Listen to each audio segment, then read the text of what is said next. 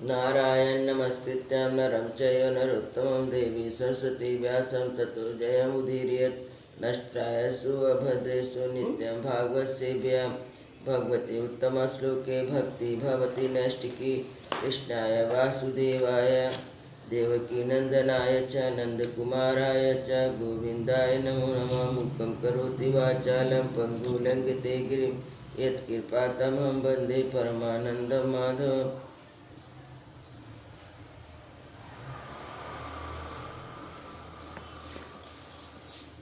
श्रीमद् भागवत महापुराण चतुर्स्कंद अध्याय 25 पुरंजनोपाख्यान का प्रारंभ। श्री मैत्रेय जी कहते हैं, विदुर जी, इस प्रकार भगवान शंकर ने प्रचेताओं को उपदेश दिया। फिर प्रचेताओं ने शंकर जी की बड़ी भक्ति भाव से पूजा की। इसके पश्चात वे उन राजकुमारों के सामने ही अंतर्ध्यान हो गए। सब के सब प्रचेता जल में खड़े होकर भगवान रुद्र के बताए सूत्र का जप करते हुए 10,000 वर्ष तक तपस्या करते रहे। एक दिन राजा प्राचीर बहन का चित्त कर्म कांड में बहुत रम गया था। उन्हें आत्मविद्या विशारद परम कृपालु नारद जी ने उपदेश दिया। उन्होंने कहा कि राजन, इन कर्मों के द्वारा तुम अपना कौन सा कल्याण करना चाहते हो? दुख के अत्यंतिक नाश और परमानंद की प्राप्ति का नाम कल्याण, वह तो कर्मों से नहीं मिलता।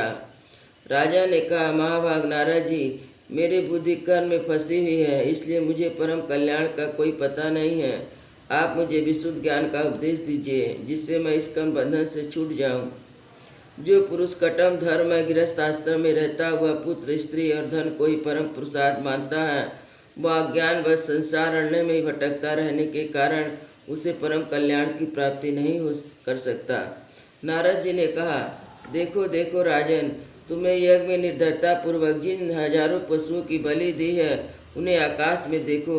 वे सब तुम्हारे द्वारा प्राप्त हुई पीड़ाओं को याद करते हुए बदला लेने के तुम्हारे लिए बाट जो रहे हैं। अब तुम मरकर परलोक में जाओगे, तब वे अत्यंत क्रोध में भरकर तुम्हें अपने लोहे के सिंह से छेदेंगे। अच्छा, इस विषय में तुम्हें मैं एक प्राचीन उपाख्यान सुनाता हूँ। वह राजा पुरंजन का चरित्र है। तुम उसे बहुत सावधान से सोकर सुनो। राजन, पूर्व काल में पुरंजन नाम का एक बड़ा यशस्वी राजा था। उसका विज्ञात नामक एक मित्र था। कोई भी उसकी चेष्टाओं को समझ नहीं सकता था। राजा पुरंजन अपने हो रहने योग्य स्थान की खोज में सारी पृथ्वी में घूमा। फिर जब उन्हें कोई अनुरूप स्थान न मिला, तब वह कुछ उदास सा हो गया। उसे तरह तरह के भोगों की लालसा थी। उसे भोगने के लिए उसने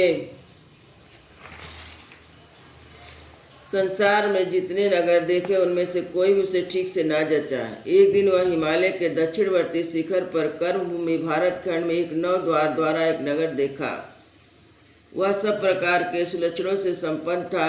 उस सब ओर परकोटे, बगीचे, अटारियां, खाइयां, झरोखे, राजद्वार सुशोभित था। सोना चांदी लोहे के शिखर से विशाल भवनों से खचाखच भरा था। उसने महलों की फरसे नीलम, स्फटिक, बैदुर, मोती, पन्ने और लालों की बनी हुई थी। अपनी कांति के कारण वह नागों की राजधानी भोगावतीपुर के समान जान पड़ता था।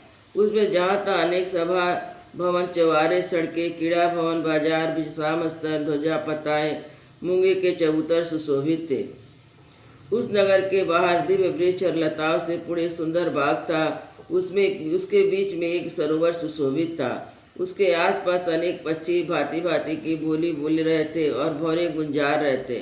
सरोवर के तट पर जो वृक्ष थे, उसकी डालियां पत्ते शीतल झरने के कण से मिली हुई बसंती वायु के झरोखे से हिल रहे थे। इस प्रकार तटपूर्ति भूमि शोभा बढ़ा रहे थे।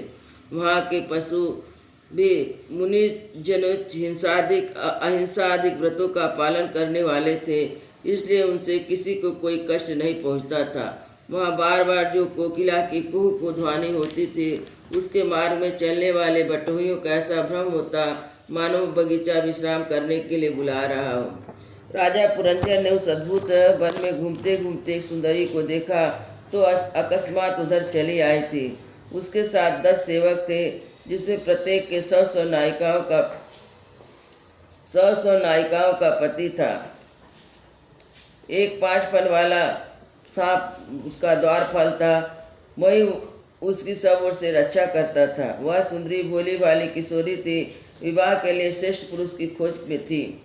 उसकी नासिका दंतपक्ति कोमल, मुख बहुत सुंदर थे। उसके सामने कानों में कुंडलिस झिलमिला रहे थे।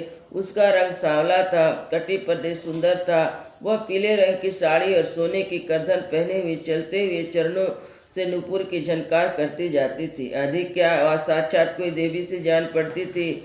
वह गजगामिनी बाला किशोर अवस्था की सूचना देने वाले अपने गोल गोल समान और परस्पर सटे हुए स्तन को लज्जा अवश्य बार बार अंचल से ढकती जाती थी। उसकी प्रेम से भटकती भव्य और प्रेमपूर्ण तिरछी चितवन के बाढ़ से घायल होकर वीर पुरंजन ने लज्जा एक मुस्कान और बड़े सुंदर लगने वाले देवी से मधुर वाणी में कहा, कमल दल लोचने, तुम बताओ तुम कौन हो, किसकी कन्या हो? साध्वी, इस समय कहाँ से रही हो? इस पुरी के समीप तुम क्या करना चाहती हो? तुम्हारे साथ इस 11वें महान सूरवीरों से संचालित ये 10 सेवक कौन है? ये सहेलियाँ, तुम्हारे आगे चलने वाला सर्प कौन है?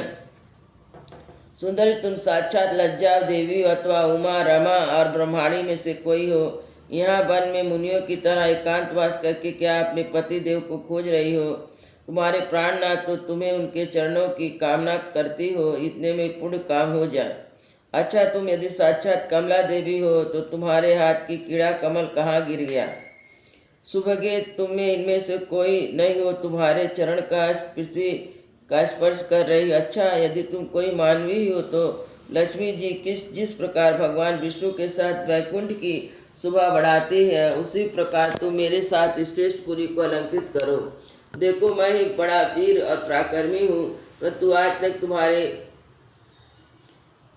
कटाक्षों ने मेरे मन को बेकाबू कर दिया है। तुम्हारी लजीली और रति भाव से भरी मुस्कान के साथ भौमों के संकेत पाकर वह शक्तिशाली कामदेव मुझे पीड़ित कर रहा है।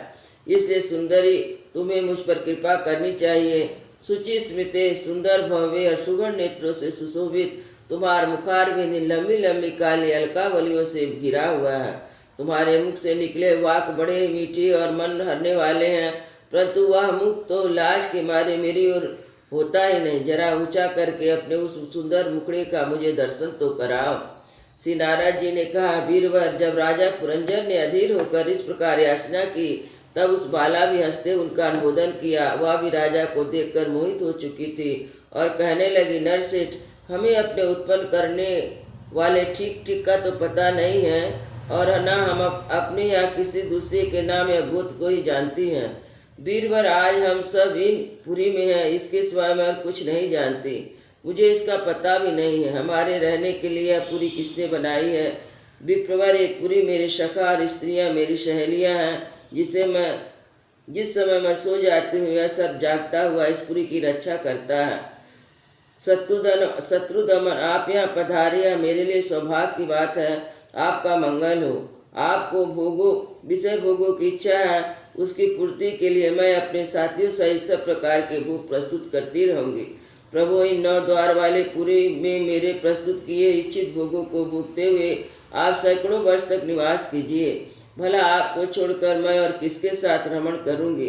दूसरे लोग तो न रति सुख को जानते, न विहित भोगों को ही भोगते हैं, न परलोक का ही विचार करते हैं, न कल क्या होगा इसका भी ध्यान रखते हैं। अतः वे पशु तुल्य हैं। इस लोक में गृहस्थ आश्रम में ही धर्म, अर्थ, काम, संतान, सुख, मोक्ष, सुयश और स्वर्ग आदि लोगों की प्राप्ति हो सकती है। संसार त्यागी जन, यति जन तो इन सब की कल्पना भी नहीं कर सकते। महापुरुषों का कथन है कि इस लोक में पितर, देव, ऋषि, मनुष्य, संपूर्ण प्राणियों की और अपने भी कल्याण का आश्रय एकमात्र गृहस्थ आश्रम ही है। वीर शिरोमणि, लोकों में मेरी जैसी कौन सी स्त्री होगी जो स्वयं प्राप्त हुए आप जैसे सुप्रसिद्ध, उदारचित और सुंदर पति को ना वरण करेगी?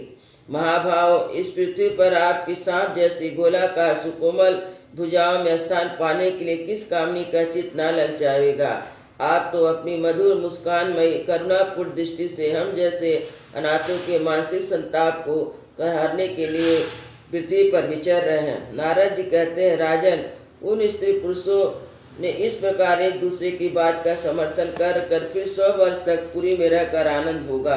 गायक लोग सुमधुर स्वर में जहाँ तहाँ राजा पुरंजन की कीर्ति गाया करते। जब ग्रीष्म ऋतु आती तब वह अनेक स्त्रियों के साथ सरोवर में घुसकर जल क्रीड़ा करता। उस नगर में जो 9 द्वार थे उसमें 7 नगरी के ऊपर और 2 नीचे थे। उस नगर का जो कोई राजा होता उसके पृथक पृथक देशों में जाने के लिए द्वार बनाए गए थे। राजन इनमें तो 5 पूर्व, 1 दक्षिण, 1 उत्तर और 2 पश्चिम की ओर थे। उनके नामों का वर्णन करता हूँ।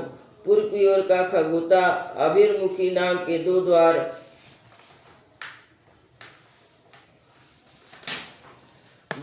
एक ही जगह बनाए गए थे। उनमें होकर राजा पुरंजन अपने मित्र द्युतिमान के साथ भी भ्रातजित नामक देशों को जाया करता था। इसी प्रकार उसे और नलिनी और नानी नामक 2 द्वार और भी एक ही जगह बनाए गए थे, जिसमें होकर वह अवधूत के साथ सौरभ नामक देश को जाता था। पूर्व दिशा की ओर मुख्य नाम का जो 5वां द्वार था उससे होकर वह रसज्ञ और विपण के साथ क्रमशः बहुधन आपण नाम के देश को जाता था। पुरी के दक्षिण की ओर पितु नामक द्वार था, जिससे होकर राजा पुरंजन सूतिधर तथा दक्षिण पांचाल देश को जाता था। उत्तर की ओर जो देवहू नाम का द्वार था उसमें सूतिधर के साथ वह उत्तर पांचाल देश को जाता था। पश्चिम देश में आश्री नाम का दरवाजा था, जिससे होकर वह दुर्मत के साथ ग्रामक देश को जाता था।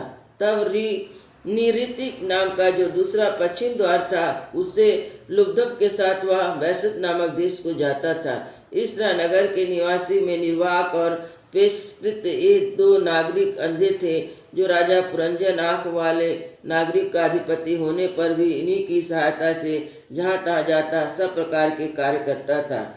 जब कभी अपने प्रधान सेवक विश्वचीन के साथ अंतपुर में जाता तब उसे स्त्री और पुत्रों के कारण होने वाले मोह, प्रसन्नता एवं हर्ष आदि विकारों का अनुभव होता। उसका चित्त तरह तरह के कर्मों में फंसा हुआ था और काम परवश होने के कारण वह मूढ़ रमणी के साथ ठगा गया।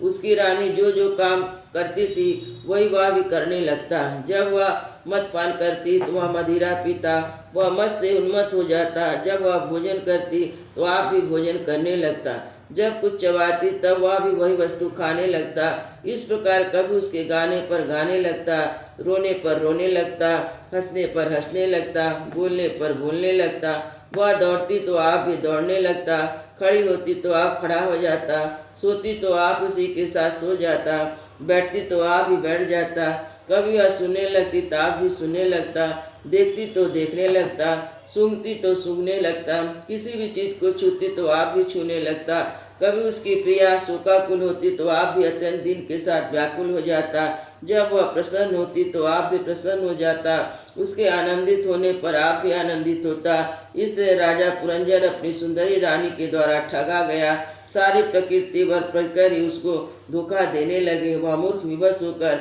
इच्छा ना होने पर भी खेल के लिए घर पर पाले हुए बंदर के समान अनुकरण करता रहता। वृंदावन बिहारी लाल की जय। जय श्री राम लला की जय।